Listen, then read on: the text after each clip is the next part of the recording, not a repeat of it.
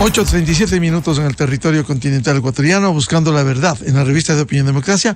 Queremos dar la bienvenida al señor ministro de Gobierno, doctor Henry Cucalón.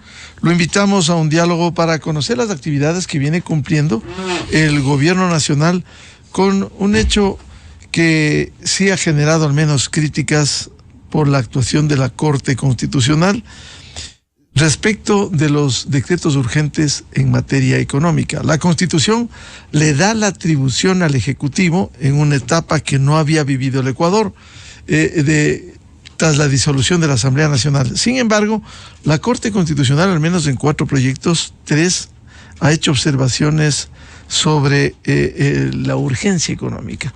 Y siempre nos preguntamos y no encontramos respuestas. Hemos consultado a juristas, a constitucionalistas.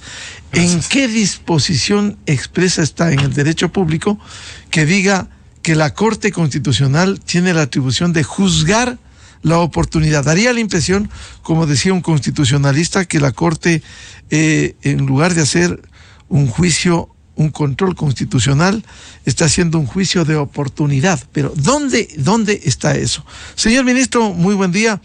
¿Cómo piensa plantear los siguientes proyectos que se han anunciado para la Corte Constitucional, decretos urgentes en materia económica? Buen día. Buenos días, don Miguel. Buenos días con todos los oyentes de Radio Democracia. Jamás estaré en desacuerdo que la Corte, como máximo órgano de control constitucional, ejerza su labor. Eso es propio de un Estado de Derecho. Es necesario. Nunca estuvo en discusión. Pero sí critico, y en democracia eso es válido, que quiera de forma subjetiva y sesgada, haciendo juicio de valor, de oportunidad y conveniencia, querer calificar qué es la urgencia. No solamente que la Constitución, el artículo 148, le da esa potestad al presidente, es decir, al Ejecutivo, en este momento que vivimos post disolución de la Asamblea, que la Corte nomina un momento extraordinario, sino que en el ordinario también esa calificación la tiene el presidente de la República. Estamos en un régimen presidencialista. Cuidado mañana, y conociendo la baja ralea de la clase política ecuatoriana, mañana también los congresistas también van a decir, no, que esto no es urgente, porque creen que no es urgente, entonces ya no tiene ese trámite especial. Entonces, ahí está el motivo de nuestro desacuerdo.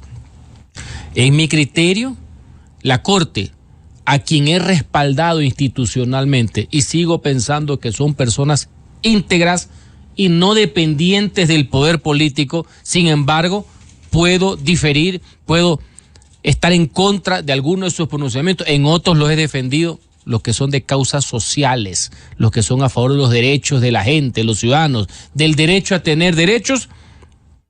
Esa Corte, que fue la misma, valga la aclaración, que falló en el juicio político el presidente, ¿sí se acuerda la frase? Porque era lo mínimamente verosímil.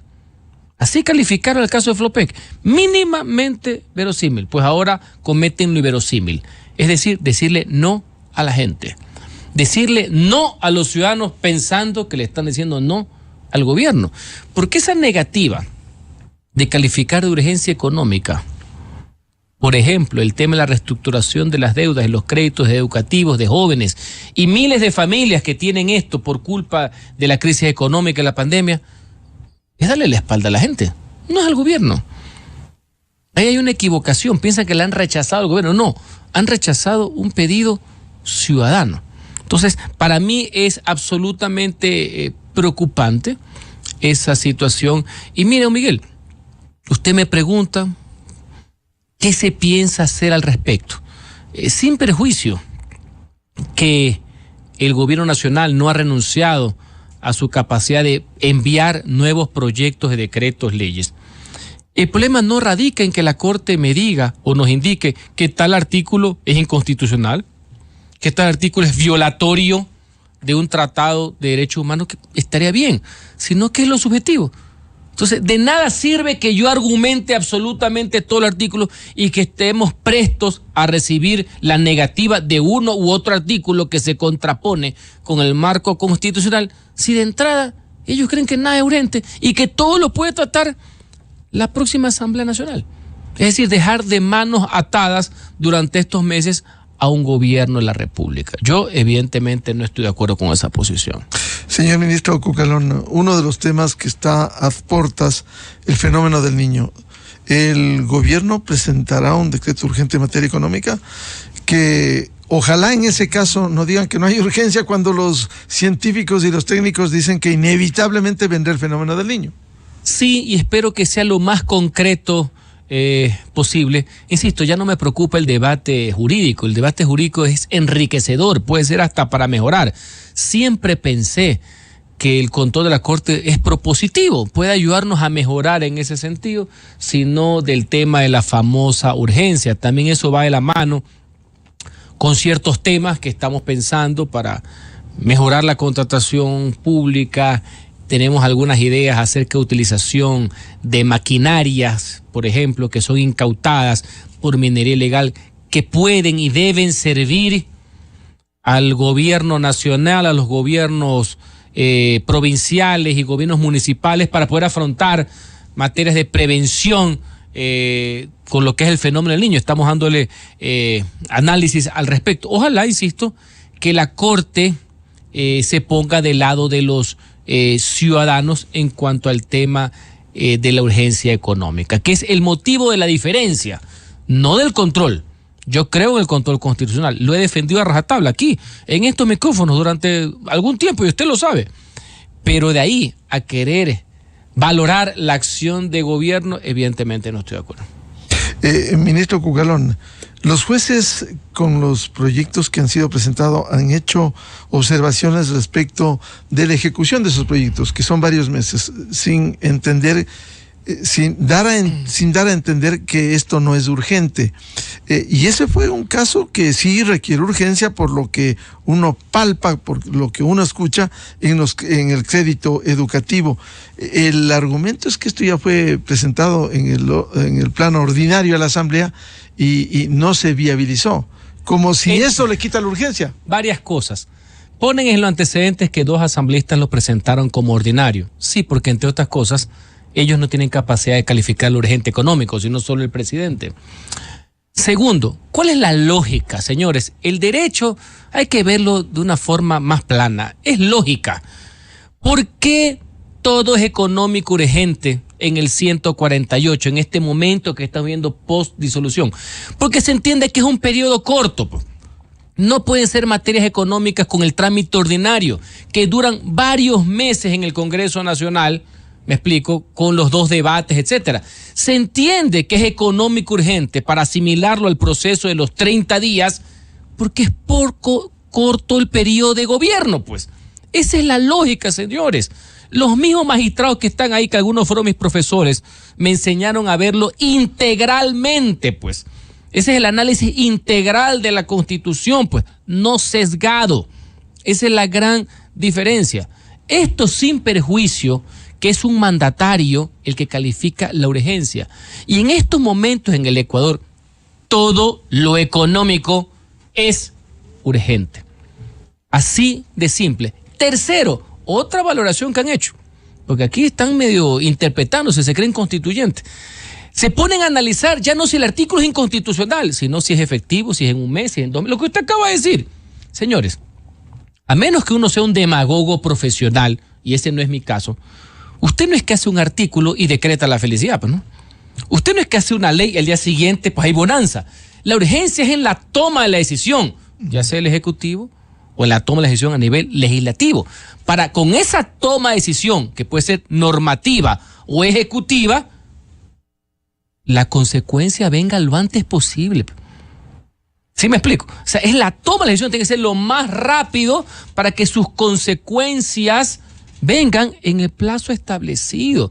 Así pasa en materia impositiva y en muchas otras cosas más. Entonces, lo que nos quieren tratar de entender con esa interpretación, ¿por qué no están diciendo si el artículo es constitucional o no? Que ese es su labor, que ese es su deber. Sino, no, pues ¿para qué lo presenta ahorita? Si esto va a estar después de tanto tiempo. ¿Y de dónde usted hace esa valoración? ¿Por qué? Pero mientras antes se tome la decisión, más pronto va a llegar ese desarrollo, esa consecuencia. Pues es así de simple. Por eso a mí sí me ha sorprendido de mala manera, por así decir, que lleguemos a ese tipo de interpretaciones, ¿no? Ministro Cucalón, está sentando un mal precedente en esta etapa inédita del régimen democrático con estos pronunciamientos que no hacen lo que le corresponde a la Corte Constitucional, control constitucional, sino entrar a la temporalidad.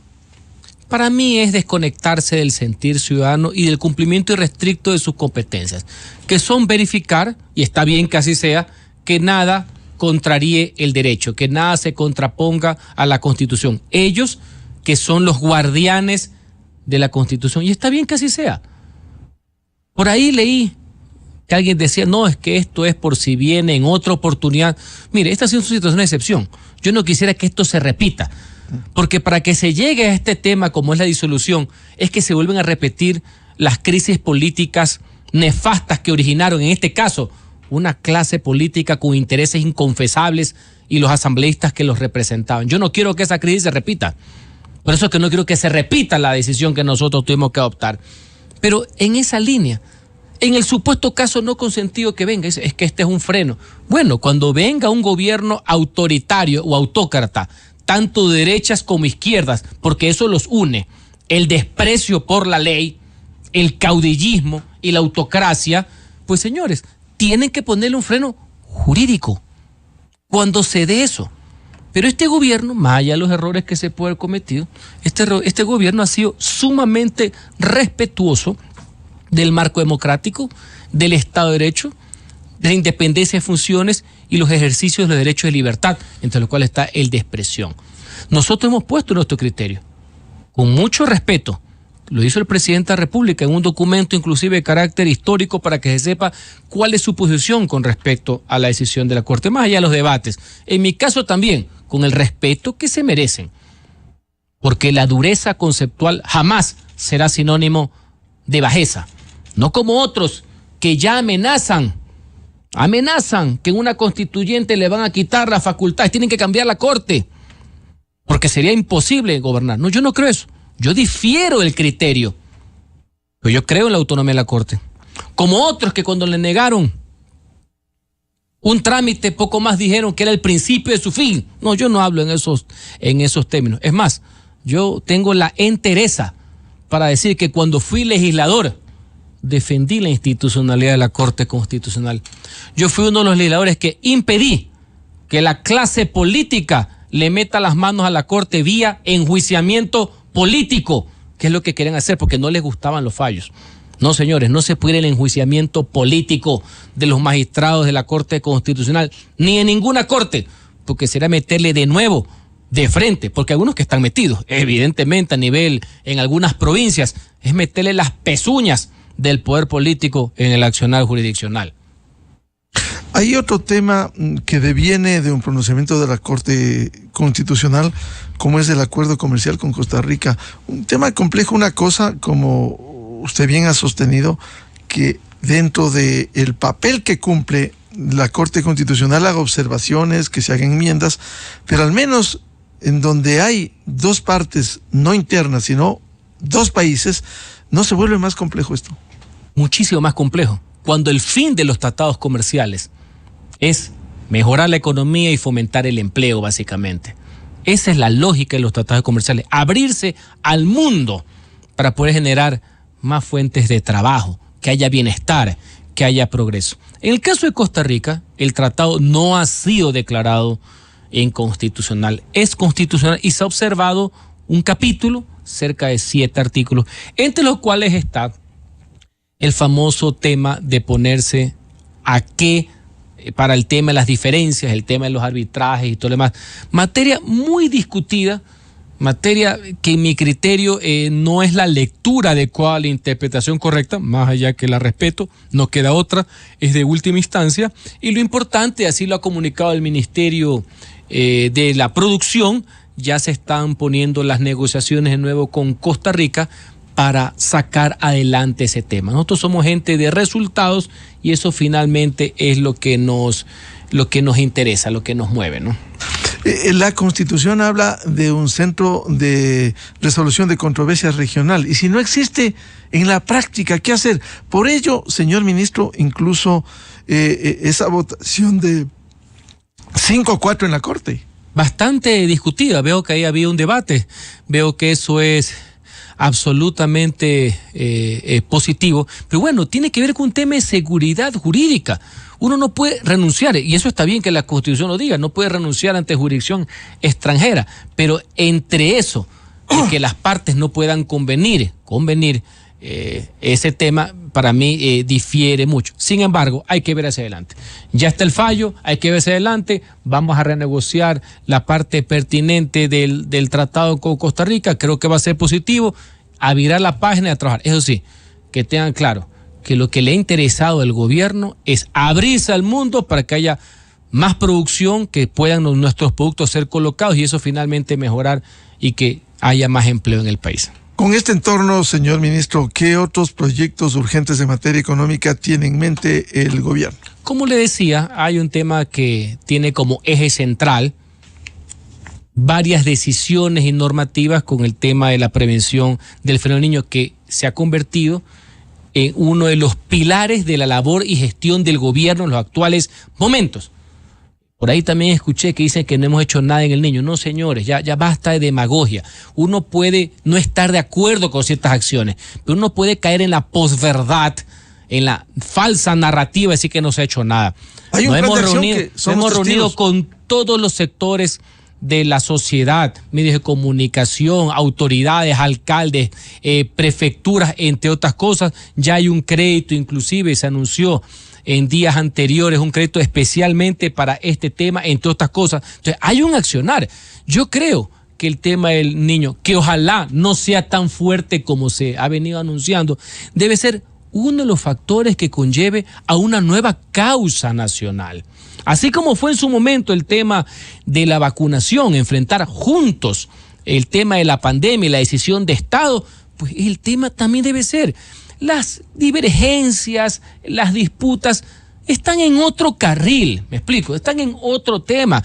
A veces eso se zanjan con el voto en las elecciones y está bien, eso yo no lo discuto, eso es propio del tema democrático, pero por Dios, hacer politiquería hasta con esto, diciendo que no se ha hecho, no es verdad, no le conviene al país le conviene aunar esfuerzos para poder enfrentar de mejor manera a este tema de carácter natural, ¿no? Este tema que sería el fenómeno del niño. Así que se está trabajando al respecto y esta sería una arista adicional normativa que va en complemento a una serie de acciones de carácter ejecutiva.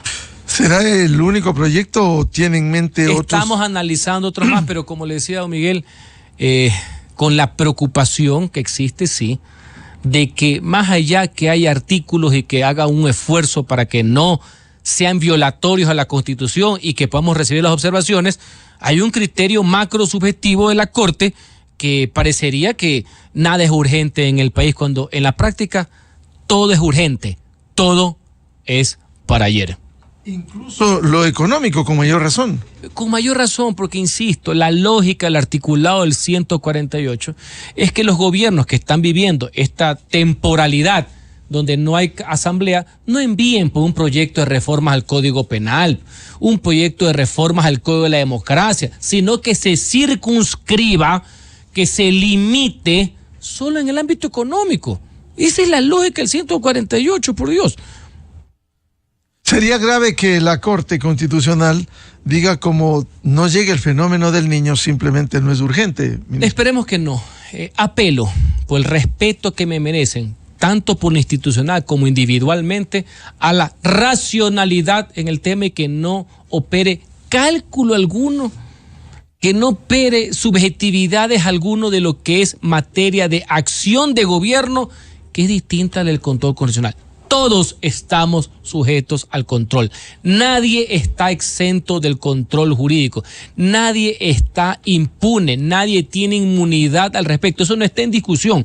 Cuidado, caemos en alguna narrativa, en algún relato barato de que es que el gobierno quiere hacer lo que le venga en gana, que no. Nosotros somos respetuosos y restrictos de la separación del poder y el contrapeso que tiene el poder. Eso no puede tener ninguna duda. ¿Y cómo ve el ministro de Gobierno, doctor Henry Cucalón, el proceso electoral? Bueno, es un proceso electoral atípico por cuanto a la temporalidad, ¿no? Y también atípico porque no veo contraste alguno, ¿no? Como todo es medio digital y han de estar esperando para ir al debate, donde es demasiado formal, ahí en la práctica no hay ninguna liberación, veo que no hay contraste de posiciones. En todo caso, eso es mi faceta como ciudadano. Como ministro de gobierno, garantizo la independencia absoluta, libérrima, porque no hay otra expresión, del gobierno hacia el proceso electoral, como debe ser. Nosotros estamos preocupados de lo que va a ser una transición pacífica y ordenada del poder político, ¿no? Ministro, una es la garantía que ofrece el gobierno, temas de seguridad, controles, pero otro también las garantías que debe ofrecer el máximo organismo electoral para el respeto del pronunciamiento popular expresado en las urnas. El máximo organismo electoral, que es autónomo, ahora elevado a función del Estado, en el cual no puede existir interferencia alguna, no puede depender de poder político alguno, ni formal ni de partido político. Así la pinta los delate, ¿ya? Así sus acciones los delate en algunos casos, no debe ser. Ellos deben velar por la pureza del sufragio y, como diría Velasco Ibarra, por la libertad electoral. Ese es el deber ser. Y asimismo nosotros todos, como ciudadanos responsables, hacer control, en el buen sentido de la palabra, control ciudadano de que las cosas marchen bien, los partidos políticos tener sus delegados, y si todo es transparente, el respeto a los resultados, porque no ha de ser que la democracia me conviene solamente cuando favorece mis resultados. Es decir, cuando gana el candidato que a mí me gusta y por el cual yo he votado, todo es bello. Pero cuando gana por el quien yo no he votado, resulta ser que es fraude. No. Así no son tampoco las reglas democráticas, por si acaso. Ministro Cucalón, ¿y el gobierno seguirá dando todos los soportes para este proceso, no solo económicos, a fin de que sea normal el desarrollo de los comicios del... Como debe ser, pero por supuesto, no solamente en materia de respeto a las decisiones emanadas por los órganos electorales, sino también el mantenimiento del orden público, como corresponde, es una de las facultades que tiene el Ejecutivo, y repito, ninguna interferencia en el proceso electoral, a favor ni en contra de nadie, más allá que tenemos derecho como ciudadanos a tener nuestras posiciones. Por ejemplo, yo tengo una posición clara en contra de cualquier manifestación, propuesta u ocurrencia a favor de modelos autocráticos, tanto de extrema izquierda como de extrema derecha. Soy un combatiente contra el populismo y contra la demagogia. Así que bueno, ese es el libre juego de las ideas, pero obviamente como gobierno nacional no podemos intervenir. Nosotros garantizamos absoluta libertad, libérrima posición al respecto de no interferencia. Y en los temas de seguridad, ministro, para concluir, el gobierno sigue trabajando a fin de dar plenas garantías, incluso con dos estados de excepción que rigen en el Ecuador parcialmente. Los estados de excepción, que comprendo más que nadie, a veces suscitan críticas, que uno tiene que recibirlas, porque las críticas son dables, solo los caudillos se fastidian cuando reciben las críticas. Pero hay que explicar que hay un proceso de pedagogía.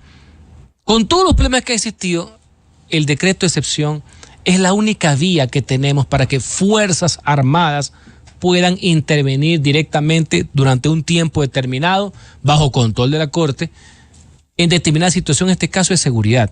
Creo que los operativos que está llevando adelante Fuerzas Armadas, por ejemplo, en los centros de detención que hay en el caso de Guayaquil, que son casi centros del crimen, creo que han dado resultados positivos al respecto. Uno ha visto cómo se han hecho estos operativos con todo este tema de las armas, con todo este tema que lastimosamente causa indignación, porque no hay otra palabra. Yo tengo plena confianza en la fuerza pública, en Fuerzas Armadas, del trabajo denodado que están haciendo al respecto. A la par, esto es un tema complejo, este no es un tema así nomás del simplismo que le gusta a algunos, que tenemos que también sumar muchos esfuerzos.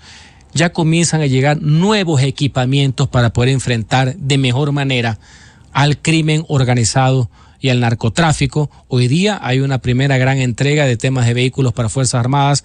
El día jueves se va a mostrar nuevo material bélico letal para, insisto, para poder hacerlo de mejor manera, ya con un enemigo que no es la delincuencia común, ¿no? Y quiero dejar una vez más por sentado la posición firme, férrea, que ha tenido el gobierno de no pactar ni ceder ante el crimen organizado ni con el narcotráfico. No ha habido negociación alguna. No se puede ceder ni un milímetro y hay que dar la cara. Eso también tiene o conlleva problemas, sí, y estamos dispuestos también a afrontarlo. Seguirá gobernando hasta el último día. Como debe de ser. Ni un día más, ni un día menos. Bien, al señor ministro de Gobierno, doctor Henry Gugalón, como siempre, muchas gracias. La atención a la revista de Opinión Democracia. Gracias a ustedes. Con esto cerramos la jornada de entrevistas y debates, la opinión diversa y libre en la revista de Opinión Democracia. Les recomendamos ya bien en ExaFM el show de la papaya. Y a los miles de seguidores de la revista de Opinión Democracia, muchas gracias, muy buen día, feliz martes a todos. Buen día. Miguel Rivadeneira en la revista de Opinión Democracia. Bienvenidos al microinformativo de la hora. Por sus hijos y por ustedes, incorporamos al sistema de salud a 707 vigilantes comunitarios para identificar los potenciales casos de desnutrición infantil y a 1.726 nuevos profesionales para atender a las mujeres embarazadas. También hemos recuperado 588 centros de salud en varias ciudades del país para que estén en condiciones dignas de recibirlos con equipos tecnológicos, medicinas y nutrientes. Estas fueron las declaraciones del presidente Guillermo Lasso al referirse a la lucha contra la desnutrición que lleva su gobierno. El mandatario invitó a los gobiernos autónomos a que presenten proyectos de desarrollo para agua potable